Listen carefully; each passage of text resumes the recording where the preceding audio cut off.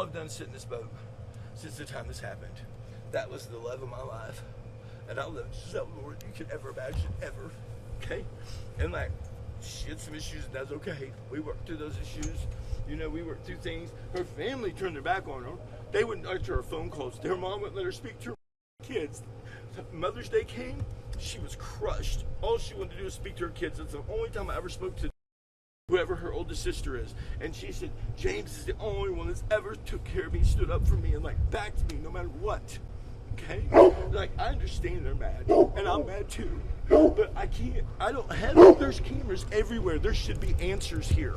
Okay? There's cameras everywhere. Like, everybody's on camera out here. Why are there not answers? You know? So yes, as a family member, I would say, I mean, like, I knew her better than anybody. Yes, I did. I knew her more than anyone ever has. Yes, I did. I still do. When she got up to go to the bathroom that morning, it was like any other morning. It was early in the morning. I heard her come out the door. We sleep down here. She walked out. She didn't take dozer because usually at that time she's in a hurry. She has to pee. We hadn't fixed this boat yet. I heard her open this thing, and I saw her walk away. I heard her walk away, and I hadn't seen her since. And I searched for her later. I didn't find her. I just thought she went, she did whatever, she was with some friends or something, you know. I thought she'd always come back. She always did, you know, always did. And like, I wake up to this nightmare that I can't end. I don't eat, I don't sleep, all I do is freaking cry. I'm mourning for them, and they're not here judging me like I did something. I didn't do something or I'd be in jail. They would know, you know what I mean? Like, I've turned over my phone, my boat, anything you ever. There's no drugs inside this boat. There never was. You know, there wasn't anything done in there. Like, nothing was there. Like, I didn't do nothing besides fall in love with the girl. Can you tell me about the last time she was seen? She got off the boat early in the morning. We took a shower down here. We watched TV. We had dinner. We had beef stroganoff. We just got back from Kroger's. Okay? We came down here. She was upset about her youngest child. And I was like, baby, this thing's going to work out. It's okay. It's okay. You know, it all changed back as fast as it changed this way. I'm sorry your mom won't respond to your text messages. We'll get through this. I'm sorry that your family, that you told your family, the only time I've ever heard her talk to them, it's the only time I've seen her cry. Really cry, is because she goes, I feel like you guys have turned your back on me, that you don't love me, and you're teaching my kids to hate me. Okay? And that's, God strike me down as a human being, as a freaking person who loves the Lord Jesus. I don't understand why he did this, okay? I expected this to happen, okay? Because how could they not? How could they not? You know, everybody wants to point fingers. These people out here are all worthless. They don't care. They all lost this big lawsuit to rent the slip from. The same way. There's shoe marks on the back of that boat over there where they stole the camera that match his. They have never searched that boat yet. There's earrings that I gave her that are missing because they made me look at the body. They won't search it. Have them search that boat, find the camera, find the shoes. You found the person. Okay? Straight up between me and you, man. And I'm tired of this. Like, I don't live a life that's right anymore. Like, I miss my girl. We miss our girl. This dog loves that girl as much as I do. Like, we can't get over it. All I do is stay in this boat, cry, talk to the police, try to come up with different camera angles of people that I think can help in every single way. That's all I do.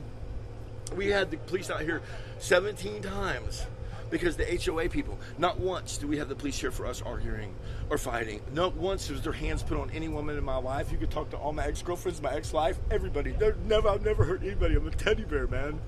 And so, like, this is all crazy to me.